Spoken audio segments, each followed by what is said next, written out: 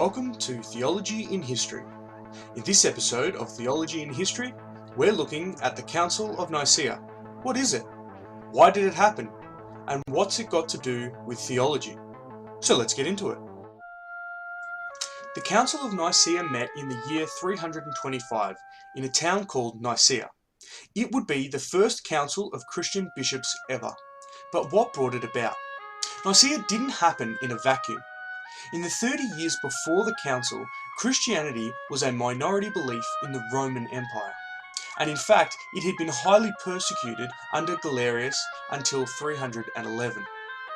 At the same time, a man named Constantine was slowly gaining dominance over the empire, and in 324 he became sole emperor over the whole Roman Empire. Significantly, he was sympathetic towards Christians. Theological debate over the nature of Christ had been going on for about 150 years, with some stressing the unity of the Godhead and others stressing the distinction between the Father and the Son. It was in the Christian city of Alexandria that this issue was coming to the fore. In Alexandria, there was a minister called Arius. He was a popular preacher, but in 317 his teaching was condemned. Arius was emphasizing the subordination of Christ to the Father, taking this so far as to say that Christ had been created. His catch cry was, "There was when Christ was not." He highlighted the monotheism of God and made full use of Scripture to promote his doctrine. He even wrote a song. And now it's time for Silly Songs with Larry, the part of the show where Larry comes out and sings a silly song. The uncreated God has made the sun, a beginning of things created, and by adoption has God made the Son into an advancement of himself. Yet the Son's substance is removed from the substance of the Father. The Son is not equal to the Father, nor does he share the same substance. God is the all-wise Father.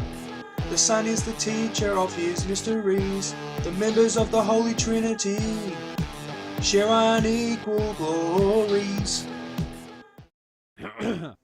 Meanwhile, the Bishop of Alexandria, coincidentally called Alexander, was not happy with Arius' teaching. Alexander believed in the unity of the nature of the Father and the Son, and stressed that they were both equal in eternity. Alexander condemned Arius' teaching and removed him from fellowship. But Arius had friends in high places and appealed to them.